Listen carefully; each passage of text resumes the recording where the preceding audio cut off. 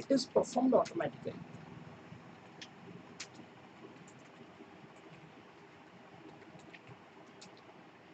Whenever variable of smaller data type is assigned to larger type. जिसे 4 litre के जग का पानी 8 लीटर में आराम से जा सकता है, तो उसमें कोई इश्यू नहीं है। तो टाइप कास्टिंग जहां मैनुअल थी, वहां पे टाइप कन्वर्जन के automatic, also known as promotion of type.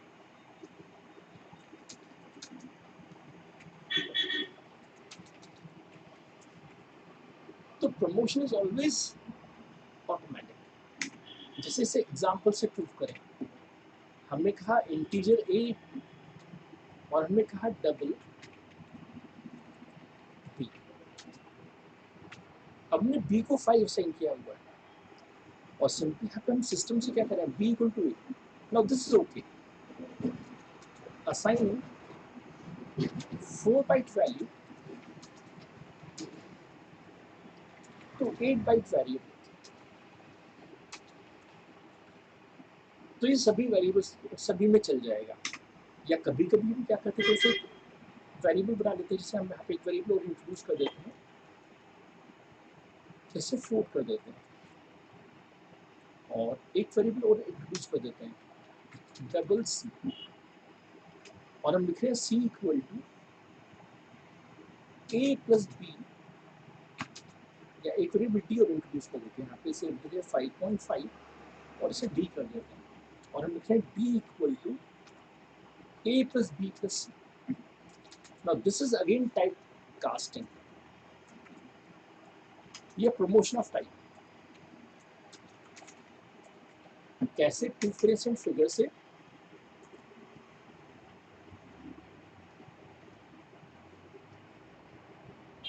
तो जहां भी प्रमोशन ऑफ टाइप होगा वो हमेशा ऑटोमेटिक होगा। जैसे हम समझने की कोशिश करें,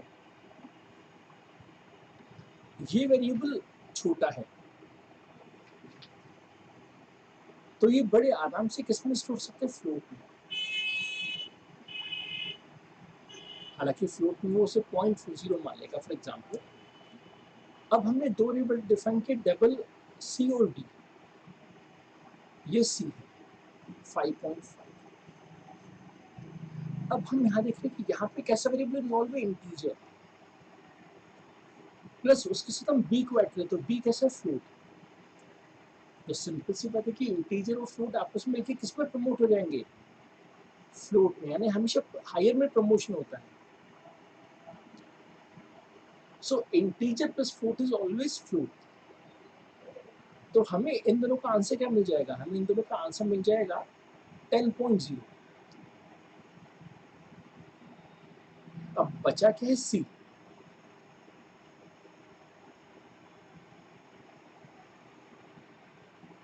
अब सी की वैल्यू क्या है दोस्तों, 5.5। अब ये फ्लोट है और ये डबल है, तो ये प्रमोट होकर किस में असाइन हो जाएंगे, डबल, क्योंकि हायर टाइप डबल है। तो यहाँ पे वैल्यू थी 10 और यहाँ की 5.5, तो आंसर क्या 15.5, जो कि टीचर ने किस वेरिएबल में असाइन किया,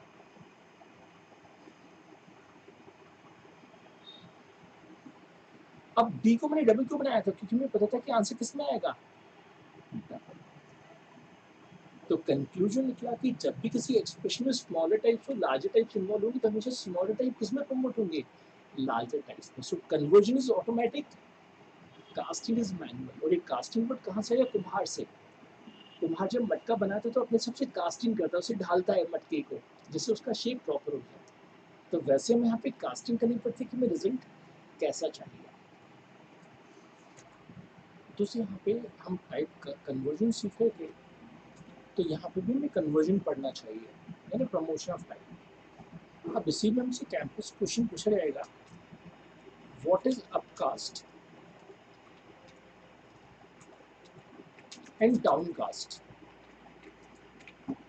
तो अपकास्ट का मतलब तो हमने क्या समझा, प्रपोर्शन ऑफ टाइप।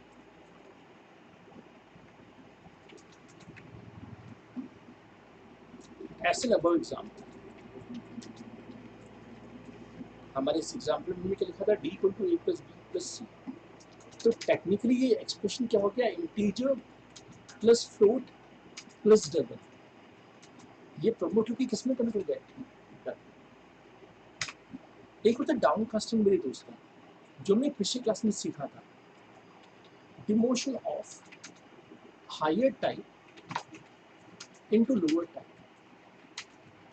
ऐसा हमने किया था दोस्तों 6 अक्टूबर को, आपको याद होगा, हमने लिखा था फ्लोट ए इक्वल टू 1.0, जबकि स्विच में क्या लिखा था, इंट ए।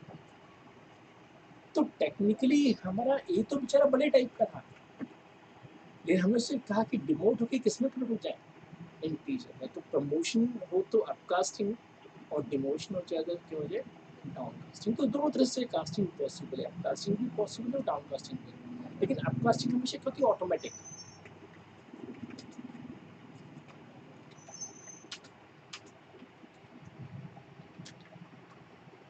तो हमें अपकास्टिंग की चिंता करने की जरूरत नहीं है, हमें चिंता किसकी करनी है, डाउन कास्टिंग की, क्योंकि आपने देखा था कि जब हम इसको नहीं लगा रहे थे तो स्विच में एरर दे रहा था, क्योंकि स्विच कर रहा था कि मुझे इंटीजर वैल्यू चाहिए।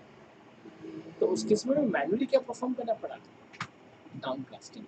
तो down casting should be manual, it should be manual.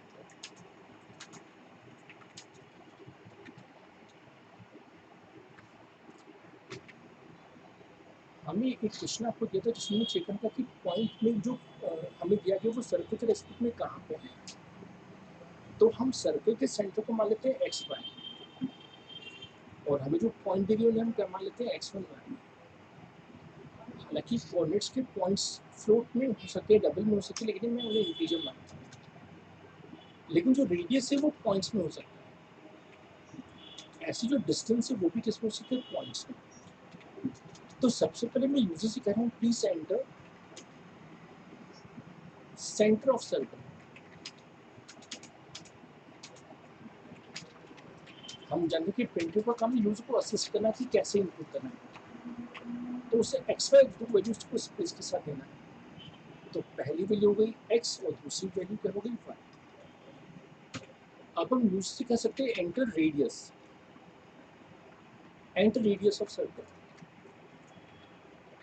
हालांकि हम चाहते हैं तो रेडियस को भी साथ में भी पूछ सकते थे, आप चाहे तो साथ में भी पूछ लीजिएगा, लेकिन यहाँ पे ये फ्लोटिंग वैल्यू है। और डबल का यूज होता है परसेंट एलएफ, और वो किस में इनपुट आना चाहिए, आर।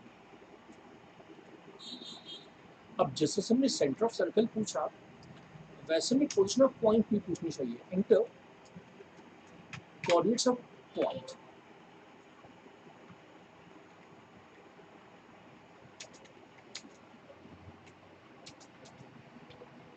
मैसेज आप अपने हिसाब से चेंज कर सकते हैं ना, मैं इस हिसाब से मैसेज लिखता हूँ कि हमें जो पॉइंट दी गई है उस पॉइंट से कोऑर्डिनेट दीजिए, तो किसमें रहेंगे, x1 y1 में।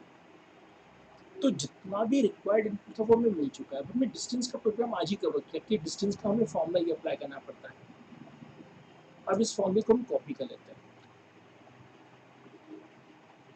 और यहाँ पे हमें डिस्टेंस फाइंड करना है। Find distance between point P and centre of circle. Variable हमने डी यूज किया हुआ है, और हम जानते हैं कि वेरिएबल यहाँ पे रहेगा x minus x one, x minus x one, क्योंकि एक वेरिएबल को हमने एक्स माना, एक को एक्स वन माना है। ऐसे यहाँ हो जाएगा y माइनस वाई वन। अब डिस्टेंस मिल गया, अब हमें इफ कंडीशन अप्लाई करनी है। अगर डिस्टेंस ग्रेटर देन रेडियस है, अगर कोई पॉइंट सर्कल के बाहर होगी तो डिस्टेंस रेडियस से बड़ा होगा, तो हम लिखेंगे print F point given point lies outside circle. लेकिन हो सकता है कि डिस्टेंस और रेडियस एग्जैक्टली सेम हो,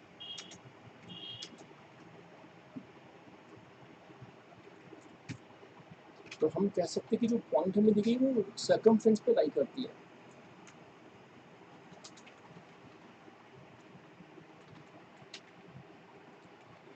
लेकिन दोस्तों अगर इन दोनों में से कोई भी कंडीशन सेटिस्फाई ना हो तो ऐसा कर नहीं सकते जब डिस्टेंस कम हो रेडियस से, और जब भी डिस्टेंस रेडियस से कम हो जाएगा तो वो पॉइंट बाहर नहीं, बल्कि कहाँ होगी, इनसाइड द सर्कल।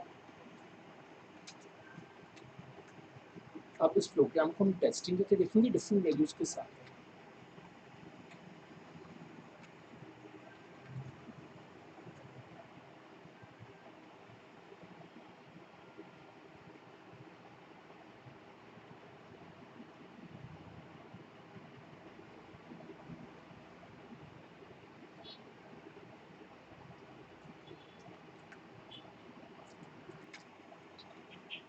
तो इसे कंपाइल करते हैं।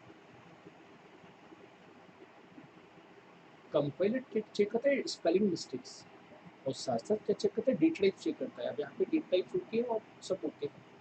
अब इसे रन कर सकते हैं। अब हमें सोचना होगा वैल्यूज क्या रखें। तो हम वैल्यूज देते हैं 2 और 4 और रेडियस देते हैं 6। अब हम कुछ ऐसा इनपुट करें कि हमें जो स्क्वायर रूट है वो 36 मिल जाए।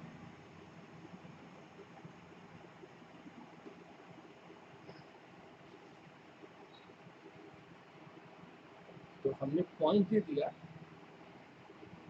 2 और यहाँ दे दिया हमने 10। तो 2 माइनस 2 0, लेकिन 4 माइनस 3 कितना 6 और 6 का स्क्वायर रूट कितना 36, सॉरी 36 का स्क्वायर रूट 6। तो टेक्निकली रेडियस और डिस्टेंस क्या हो जाएंगे, सेम। तो सिस्टम कह रहा है कि पॉइंट कहाँ लाई कर रही है, एग्जैक्टली ऑन द सर्कमफरेंस, क्योंकि मैंने वैल्यूज कुछ ऐसे से चुनी है जो एग्जैक्टली क्या हो, सेम वैल्यूज मैच करते हैं। अब इसे फिर से रन करते हैं। Q4 रेडियस में दिया 6 और पॉइंट में दे रहा हूँ दोस्तों 2 और जरा सा से बढ़ा देते हैं। अब जरा सा भी बढ़ा देंगे तो वो 6 से बड़ी वैल्यू ही होगी। तो सिस्टम कह के वो जो पॉइंट है वो कहाँ बिलोंग करती है, सर्कल के इनसाइड। एक बार चेक किया जाए 2 माइनस 2 कितना 0 और 8 माइनस 4 4। अब 4 का स्क्वायर कितना होता है 16। अब 16 का स्क्वायर रूट होता है 4। तो डिस्टेंस है केवल 4 जबकि रेडियस कितना है 6, जिसके आंसर वो पॉइंट कहाँ है, इनसाइड द सर्कल। अच्छा से फिर से रन करते हैं। हमने कहा 2 4 रेडियस 6 और अब पॉइंट देते हैं 2 और जैसे 20। अब 4 और 20 का डिफरेंस रहेगा 16। 16 का स्क्वायर 256 और उसका स्क्वायर रूट 16। तो रेडियस है 6 जबकि डिस्टेंस कितना है 16, जिसका आंसर वो पॉइंट कहाँ चली गई, आउटसाइड द सर्कल।